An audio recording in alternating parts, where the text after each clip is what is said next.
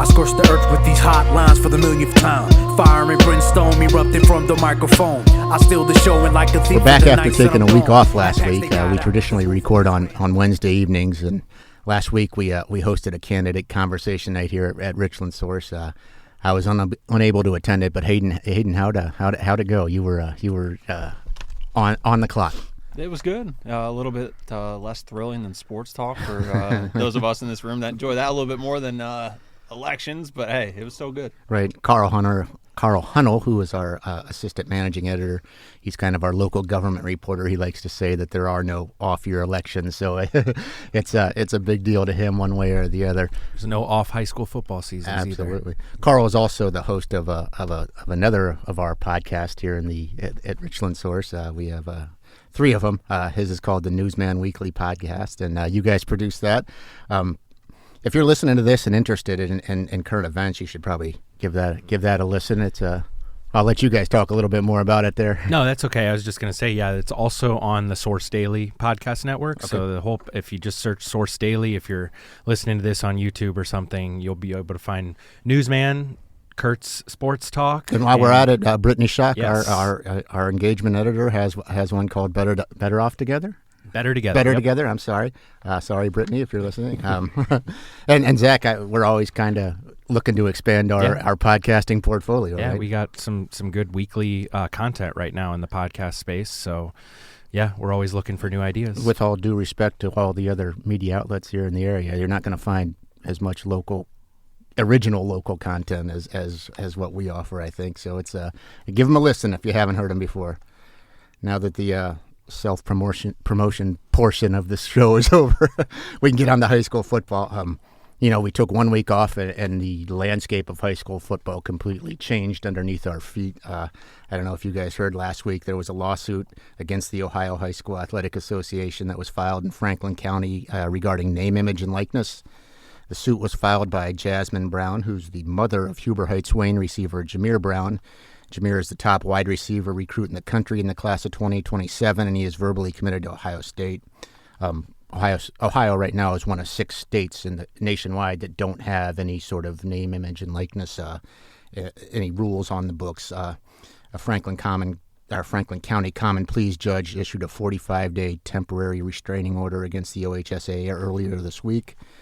The temporary restraining order prevents the OHSAA from enforcing its bylaws prohibiting high school athletes from being compensated for their name, image, and likeness.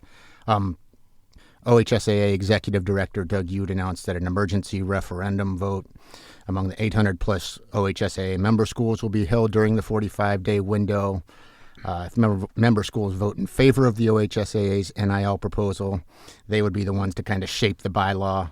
If the proposal is voted down by the member schools, then that the court system is gonna shape that bylaw, and I think that's what they're trying to prevent. One way or the other, I think NIL is coming to high school football, fellas.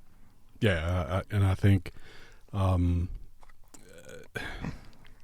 think it's a mistake, but I agree with you, Curt. I think whether we like it or not, it's coming.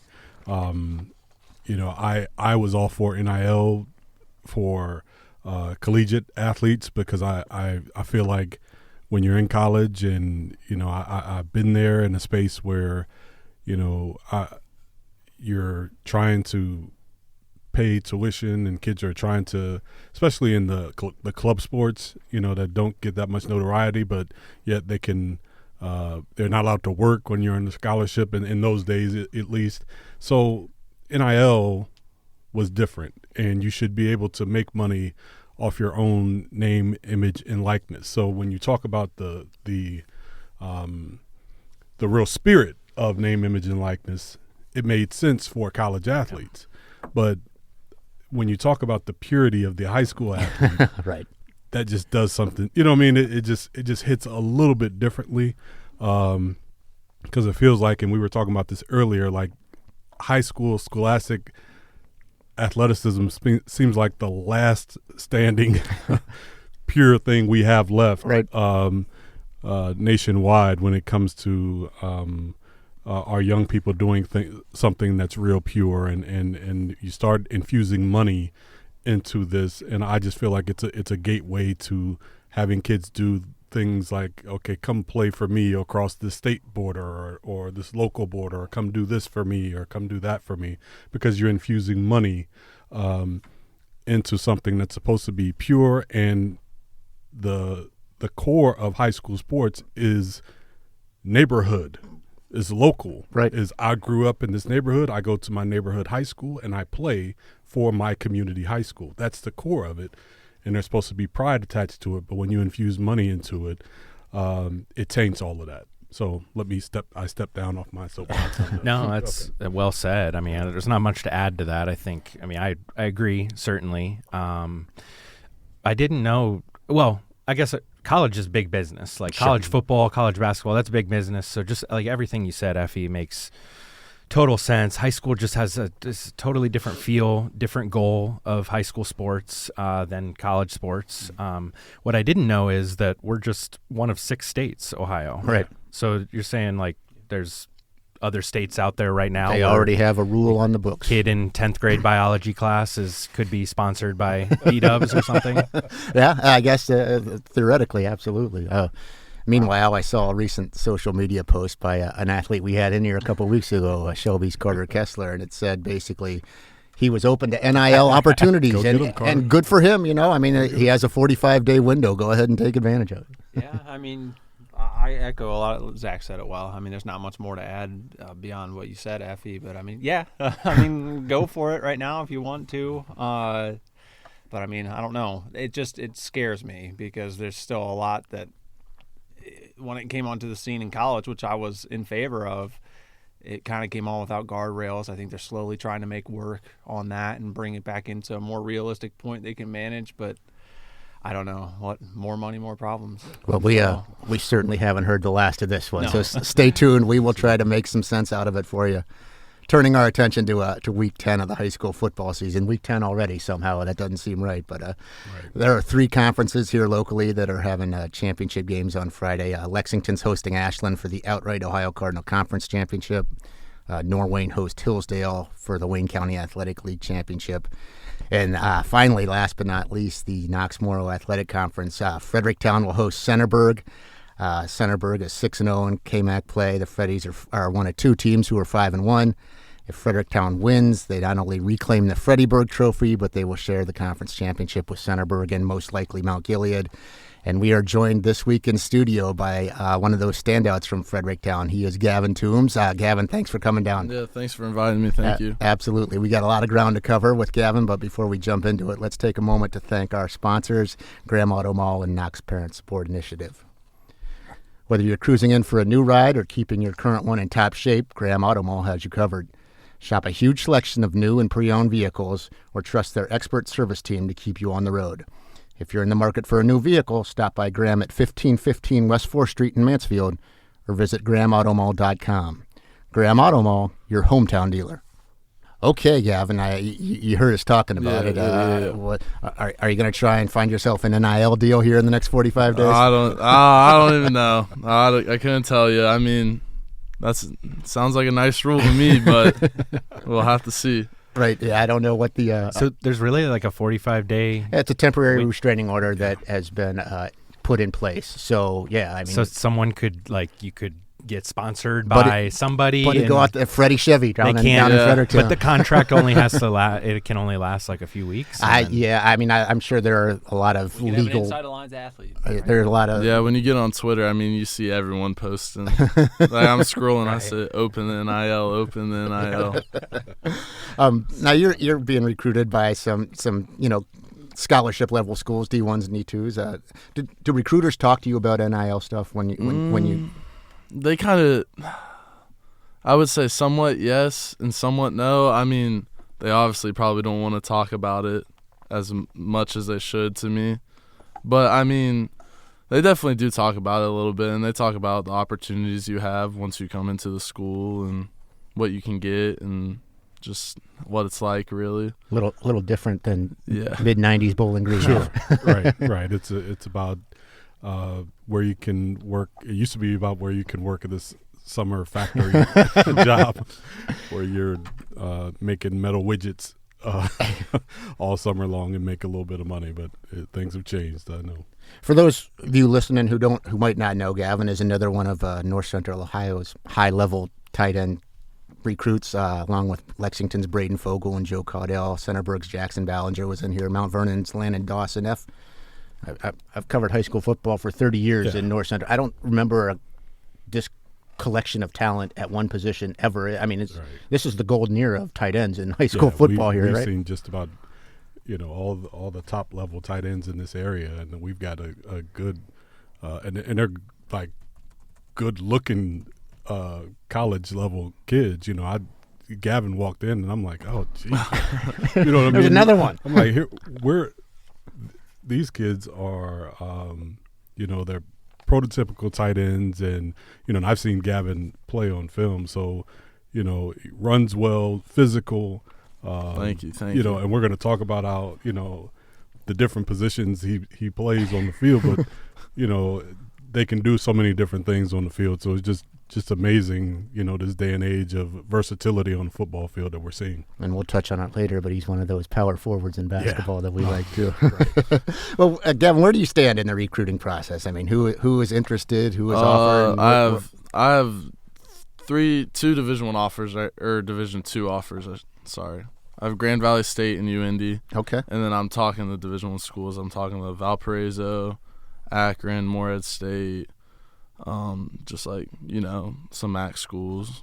Just, Any favorites right now? Or I mean, it's hard. I've always been bad at making decisions. So everywhere I go, I love. I love just football in general, just the environment of it. And it's cool seeing, I went to Wisconsin and I've seen indoor practice field with music blaring and 5 different trainers at every station, you know what I mean? Right. And I went to UIndy or a Grand Valley State where it's you don't have as nice of stuff, but it's still a competitive level of football and a good level of football. Because really anywhere you go to college, you're going to play good football. Right, absolutely. There's dogs all over the place. What's the top of your list as far as what you want? I mean, I get it when it's it's hard to make decisions. I would say, but what are a couple things that you're really looking out for? Yeah, I would say money for sure. Because if you're going Division II, you're not most likely going to get a full ride. Mm-hmm. So just the money part is kind of big in it, and loyalty.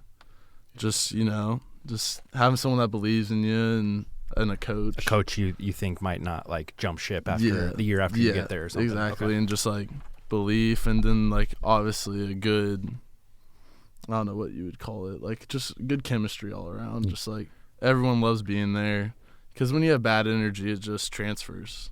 And I just want to go somewhere that feels like home too. Right. Probably somewhere in a city. I mean, I grew up in Fredericktown, so I'm around everyone all the time. So and we talked a little bit about it, but I mean, you can go to Division II Grand Valley and win national championships. Yeah. That's a big piece of the puzzle too, is how successful you're going to be, I would think.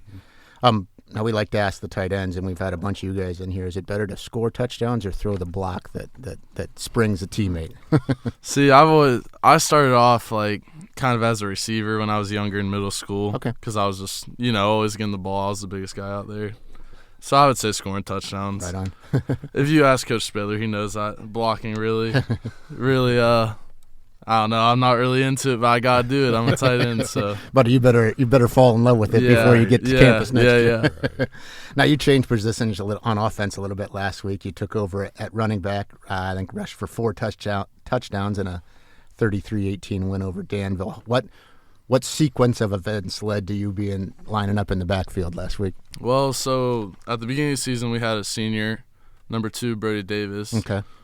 And sadly, he was a really good running back for us. He was leading up there in the league for rush yards, all that. And then he tore his ACL meniscus. Okay. At the beginning of the season, so he's out. Then our backup QB came in and was running the ball amazing, and he had a good game against Northmore. And then he did the same thing to his knee. Oh, jeez. That is a. So we had the Parker brothers, and then they play both sides on defense too, because we're kind of down now. We don't have a lot of skill guys. So I was just saying, like, kidding around, like, throw me in there once or twice. Let me get a handoff. And then we started going from pistol. And I was just like, let me get a couple reps. And then he just started giving me reps, and I just kind of fell into it. I started getting reps more and more, and then Friday he called pistol out. I went out, and I just started running it. And if we talked a little bit about it, if I see a 6'5", 230-pound hammer coming, I'm finding someone to take me out of that play. Right. I just don't want to have anything to do with it. No, right. Especially somebody that's not like running away from contact. Or Yeah, he told me no, north and south only is what he told me. He said no bouncing outside. Well, I love that. I mean, you're not quite Jerome Bettis, the bus size or anything from back in the day, but I mean, you don't see it a ton. So I love when guys like you get a chance to run the ball, and I feel like that's something that happens sometimes though in the KMAC itself. I feel like there's another school this year, I can't remember who, but kind of has a bigger running back. So it might just be that brand of football. Mount Gilead's running back is pretty good. Yeah. And Lex is doing it with Braden Fogel. I mean, he's getting some carries in the second half of games that I've seen, and I know that the Dawson kid at Mount Vernon is doing the same thing. I mean, I mean, if you got a big gun, go ahead and shoot it just as often as you can, I guess. Well, it's interesting to see, the number of schools that are playing a lot of power football because, most teams are going to spread offenses, and everybody is now trying to defend everybody that spreads out. But now, you're seeing more teams starting to get in more double tight sets and power sets. And now with everybody playing with more DBs than D linemen, defenses aren't as equipped to handle power running games. So when you see those power running games now, especially with a hard running back, it's difficult to defend, man. And so, especially when you get a guy that's used to contact and running north and south, like his coach told him, it's probably a challenge for defenders. How does and you mentioned Brody and Ashcraft was the other one. Yes. How does their absence kind of change the complexion of your team? I mean, what it seems like those are two big pieces to lose. Losing them definitely hurt us, but Coach Spitler has been telling us since he came here, he's like, you never know what's going to happen. You never know who's going to get hurt. You got to step up. You got to do what's best for the team. So, definitely passing it. Brody was a good receiver, right, for sure. And then Johnny was running the ball well. Like, he was doing pretty good. So, offense and, defensively. I haven't even talked about defense yet. They were our starting safeties. Oh, geez. So, it definitely it was a big, it was a rough week. We had to move people around. Sure. But everyone just put their nose in the dirt, got down and dirty. We had a great week of practice, and we came out against Danville and, got the win, and now we're feeling good. Yeah, and the good news is that despite those losses, you still have Blake Sipes at quarterback. Yeah, Blake. We talked a little bit about him before we came on. He's thrown for 668 yards and 8 touchdowns, just 1 interception. He's rushed for 927 yards and 5 touchdowns. That's the definition of a dual threat guy. I mean, what does he bring to the table for you guys? Blake's an amazing player. Teams have had to worry about him for 3 years now. Ever since he came as a sophomore, he's been putting stats up. But he's a great teammate too. He's a great leader. He's been teaching the line a lot because he's seen a lot with his leadership in his 3 years on varsity. So he's a great leader and heck of an athlete, and he's just a good guy to be around. And we talked a little bit about it before we came. You guys got some young guys on the offensive line. You kind of take it upon yourself to take those guys under your wing a little bit. Spitler has always told us it's, these guys, it's not their last year of football. It's yours. So make these guys want to play for you. Make these guys want to love you. Right. You can't be mean to the young guys because they're not going to give you anything back. And you mentioned that you guys had a coaching change over the summer. Scott Spitler, who people here in Mansfield know an awful lot about. He was a miracle worker at Lucas because he took over a program down there that was kind of not in a great spot, and he took them to a state championship game in 2019.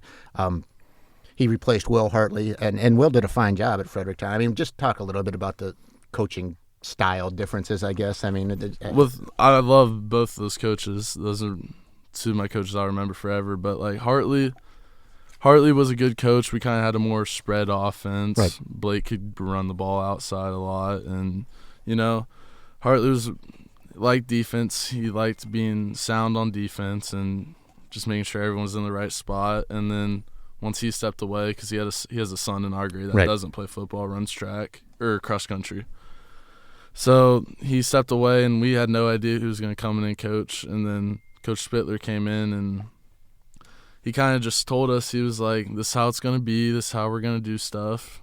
I mean, if you don't want to buy in, then, you know, you can hit the road. But luckily everyone bought in, and the seniors, you know, we came in extra times and learned the ways and learned how we should be encouraging younger guys and stuff, and got us here. So What was something that he changed, like as far as like, here's how we're gonna do things differently? Well, maybe obviously, in the past? like, I would say the practices is the most that has changed. Like with Hartley, everyone's practicing together. With Coach Spitler, we have varsity, and then you have JV. So like varsity's doing offense, JV's doing defense, and so you're just getting more reps, and you're going against obviously older guys, varsity guys. You're getting better reps, and it just works out. I don't know, I like it. I like it like that. I think that's better. And one big thing is that, I mean, Coach Spitler at Lucas was running that double tight wing T, and that's something you guys are doing. Yeah, that's doing what we're running too. Offense changed a lot. I mean, the wing T, you look at it, you don't really see a lot of excitement with it, but it's pretty fun if you can get it down. And it's I've talked to people who were getting ready to play Lucas when Scott was there, and they said it's just hard to prepare for because there's not a lot of people doing it, and it's like it's 1 week, and it's completely, you know, preparing for something that you're never going to see again. It's just it's hard to deal with. Well, and it is because like it's a mindset, and we were talking about this earlier, Gavin, and I want to kind of get your feelings on what was it like, you know, trying to get or what is it like getting your from week to week and even in the preseason, trying to transition yourself, like you said before, you guys are kind of a little bit wide open offensively to transitioning to what kind of offense you guys run now. What was that transition like for you guys? I mean, so with our offense, we have no split out receivers, and we have a good amount of should be receivers. They're called tight ends, but there should be receivers. And so, I mean, we all knew it was going to be hand in the dirt, everyone get ready. And but I mean, I think everyone knew that, you know, it's Coach Spitler. You can't change nothing. He just wants the best for us. He brought in assistant coaches that we all love, treat us like family. I mean, it's just a family there. So we were just like, you know what? Let's just roll with it. Let's just get it going. And then the seniors, we're kind of showing the example to all the younger guys. So when something went wrong, we didn't know something, obviously no one's going to get off the bat. So we just kind of had to say, that's on me. Right. You know, you'll get the next one. And just teaching the younger guys the same mentality. And it is, I mean, it's a mindset. I remember watching that 2019 Lucas team in the playoffs, and they didn't just beat people; they were stealing people's souls. People were tapping out because they didn't want to be that physical on every play, and it's like the most physical team won during that run. It was incredible. I remember going to and watching a Lucas. Had to be like a little. You know, they play where I live, like over by Malabar. They used to play the little league football. Oh yeah, and they brought a team over from Lucas. And I'm telling you right now, those kids lined up in the wing team. Oh yeah, that's what they absolutely pounded the other team in the same. And I'm like, that's what our little team runs to. And I'm thinking to myself, these kids grow up. This is a culture, man. The wing tee is not an offense; it's a culture. So by the time they become high school, it's nothing. They like, this is what we do. We pound people until you give. Our middle school runs a wing tee. Our pee-wee football runs a wing tee. I mean, everyone runs a wing tee. You know, there's something to be said about that too, because that's the same terminology. I mean, they are learning the same plays basically that they're going to be running for the next 6 years. Yeah, and that's really how you build, and that's really the key, and that's why I have so much respect for Coach Spitler and what he built at Lucas and what he's building right now, because and I think that's how you get the buy-in from players, because you come over and you say, hey, look, this is what we're going to do, and that's why you can say if you don't like it, Yeah. Sorry. And Lucas still runs a wing tee. Yeah, they certainly. We do. had had a 7-on-7 against them at our team camp because we went the same day that Lucas went. Right. And so we had a 7-on-7 against them. We're like, these are the same plays we run. This is cool. Now, Fredericktown, you guys won your first 4 games of the season. Then went to Mount Gilead. Things didn't go especially well that night. 41-7 loss. Tell us what went wrong that night and how you were able to get things back on track there. Mount Gilead's a great team. Yeah. I mean, they're really good this year. You can tell they've been working hard in the weight room, and their line's been working really hard. And they have great skill guys. But, I mean, going into that game, the pressure was on us. Both teams were 5-0. It was a good game. And going into Mount Gilead, they have great fans, good field. It was just we just got the best of ourselves. We made mental mistakes. We made mistakes to ourselves, and it just snowballed. Right. And you have your nights like that. Like some nights it's not gonna be your night, and Coach Spitler tells us, but you just gotta go back and work. So I mean, the Mount Gilead game was definitely a rough one. Like it showed us what was up. It showed us we're not all that yet. Right. We still got work to do. But I feel like we did a great job bouncing back. I forget who we played the next week, but Curt probably knows. Not off the top of my head. I think it might have been Loudonville maybe or someone like that. Well, that was, and I was going to ask you about that. 'Cause Yeah. that was a game that I think it was maybe. Did you guys beat Northmore and then play Loudonville? Oh, it might have been. I don't even know. At any rate, Yeah. Loudonville, which has kind of struggled here recently, they took you guys to overtime. I mean, that was a really good game. I mean, you guys. I mean, since that loss, you guys have won 4 in a row, but I don't think any of those games have been a blowout. I mean, they've all been they've all two-score been games. close, yeah. That's a testament, I think, to the level of small school football That's being right. played in the not And small how good the effort. K-Mac is Yeah. this year. I mean, every night we've had a game. Right. With K-Mac. Well, I mean, going forward here, I mean, you're going into the biggest game of the season, maybe in the entire conference. This coming Friday, it's not only the conference championship game, but it's your rival. Yeah. I mean, just talk a little bit about playing Centerburg in Week 10. I mean, with Centerburg, it's a rivalry. We're not on speaking terms with them. This week, I don't know. The football team. We've just been preparing. We know they're a great team. They have a good O-line, good skill players. They have threats all around, but we've just been trying to, just get better every day, do our 111th. If we do our job, we'll be successful, and just sticking together and playing as a team.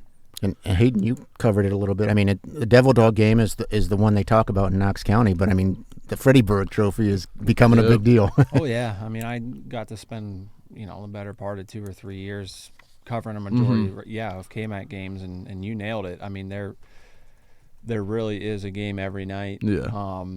Or multiple even that are close. And yeah, I mean, I remember the first year the trophy was created for this game Oh too. yeah.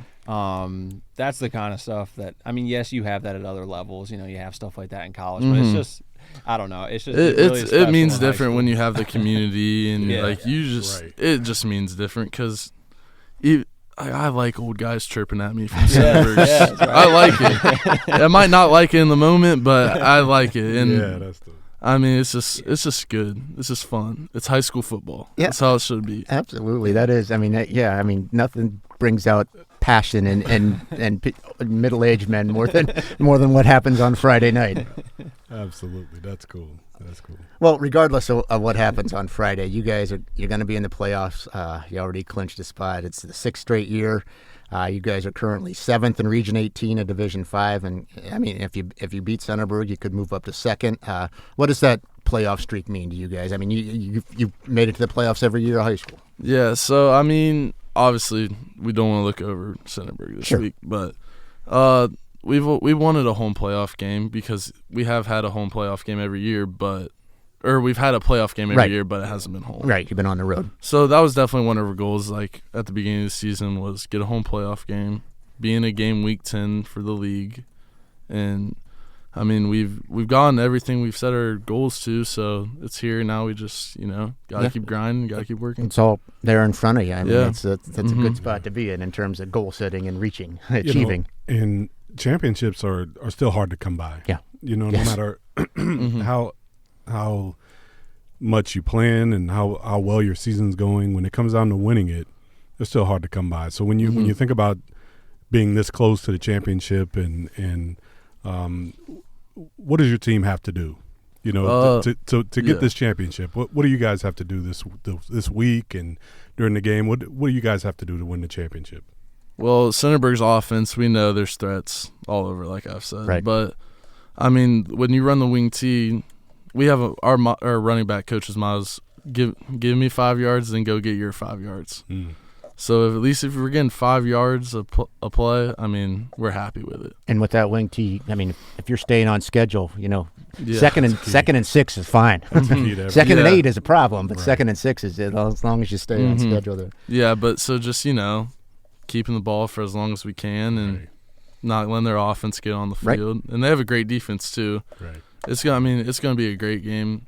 Centerburg's a good matchup for us, and I'm excited for it. And a good tune-up, regardless of what happens, to get ready for a playoff game. Yes. Now Fredericktown hasn't had a lot of success in the playoffs here recently. I think they've lost 6 playoff games in a row. I think the last playoff win was in 2015.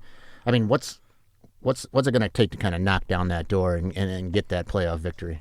Well, obviously you don't know who you're playing yet and all that, but I mean, we know we're in a tough region, we're in a tough division. So, excuse me here. So, you know, just I don't know. It's always going to be a game in the playoffs too. Right. So you just want to just put your mind on it. When you get the scouting report, you got the scouting report, and just keep grinding and keep working hard. I think that Region 18 kind of is a Northwest Ohio region. Most of the schools down in Knox County goes through Southeast Ohio. Going through Northwest Ohio and small school football it is rugged. It's tough. Like last year we played Oak Harbor. Right. And I broke my thumb, so I didn't play. But, I mean, just watching that game, it was like, there's teams out there. We're not quite there yet. Yeah. And we've touched on the offense, but in addition to what you do offensively, you are the conference's leading sack guy. I think 10.5 sacks through 9 weeks. I mean, just talk a little. I mean, are you a defensive minded guy who likes? I mean, what do you like better? So I just started playing defensive end sophomore year. Okay. So I'm kind of, I wouldn't say still new to it, but this is my first year. I'm like, all right, this is what I'm doing. I knew all my where I'm lining up at and all that. And, you know, I started getting the hang of it, like how O-lines work. I don't know. It's just I understand it more this year, and I'm getting a better hold of it. And I love just being on the field. Right. You know, I mean, I'm on every special team, so I just like being out there. It's fun. Right. But like college, I'm obviously getting recruited for tight ends. No one's talking to you about playing defensive end? No, not really. But it's just that's another challenge. Maybe get some people trying to talk to me about defensive ends. You know. Right.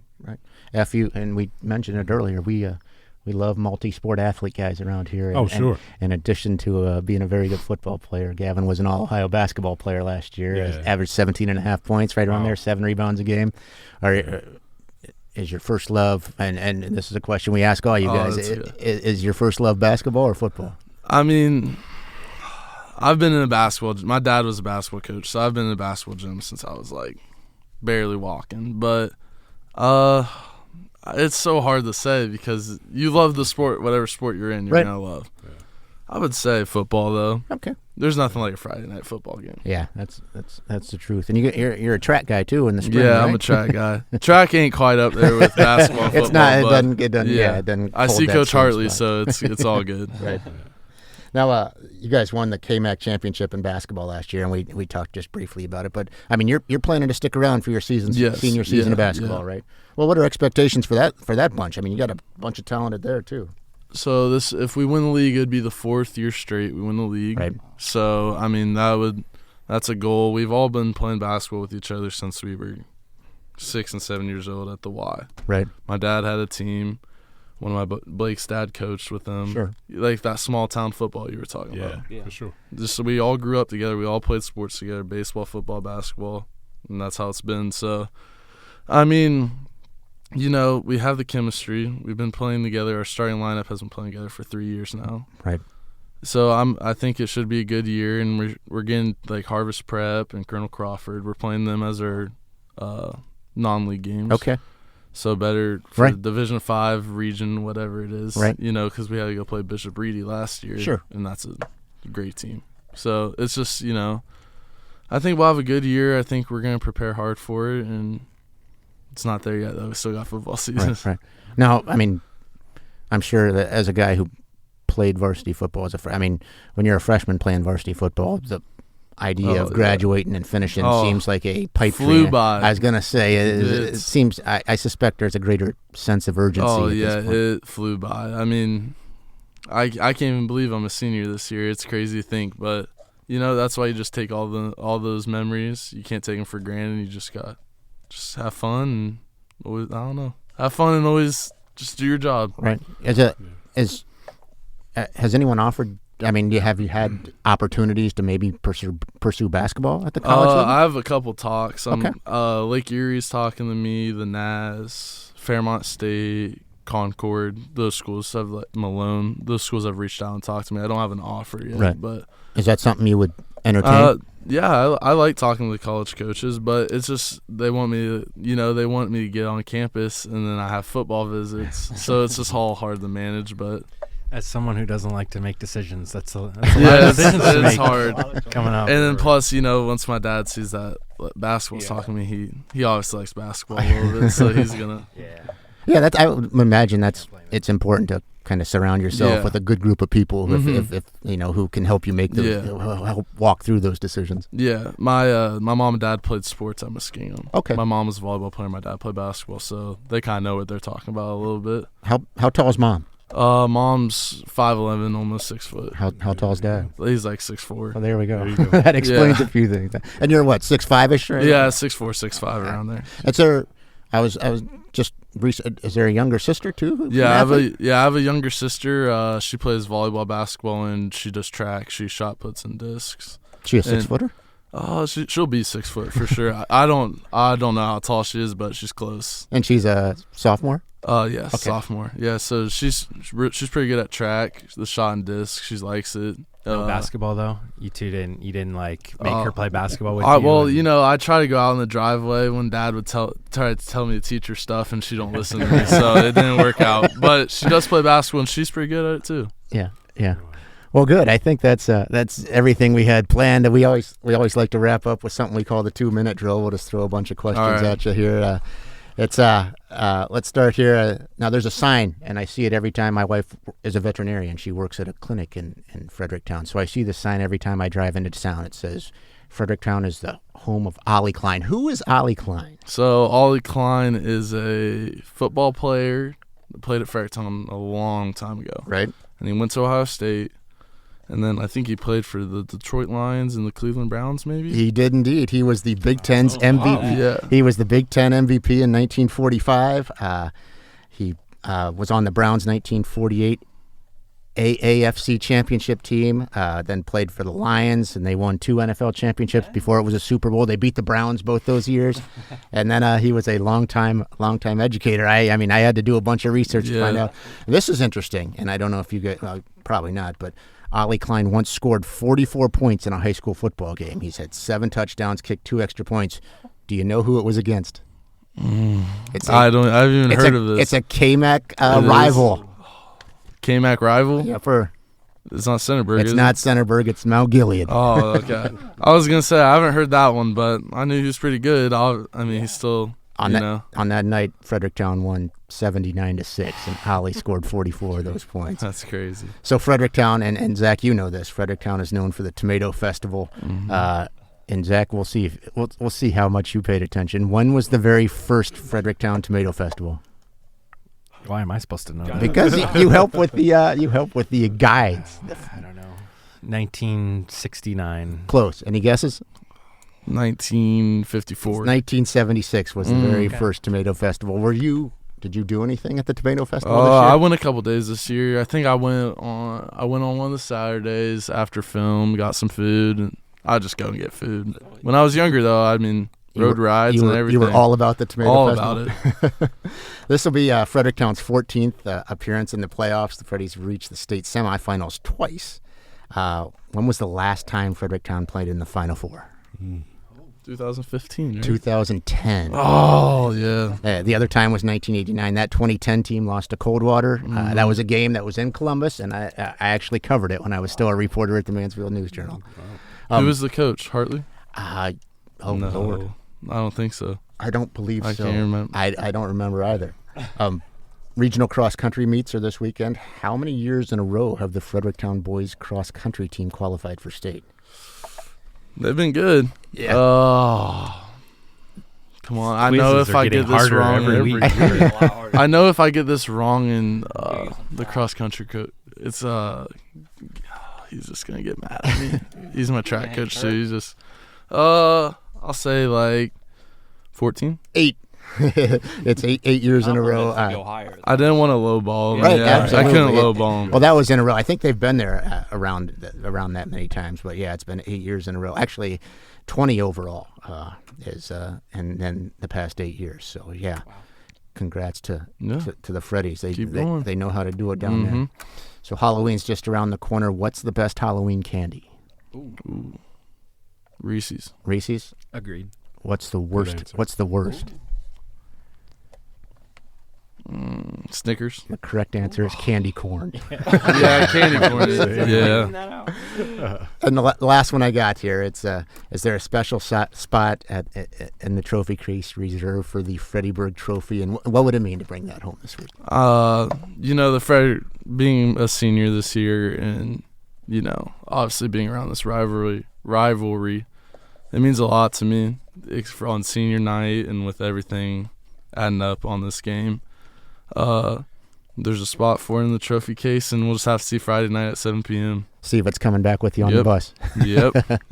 Well, good. I think that's gonna wrap it up here. We certainly appreciate you, Gavin, coming up here. Yeah, and, thank you. Absolutely. Best of luck to you on Friday night and into the playoffs, and hopefully we'll catch up with you down the road. Yep, thank you. All right. Thank you, Thanks guys. for listening. Good luck, Gavin.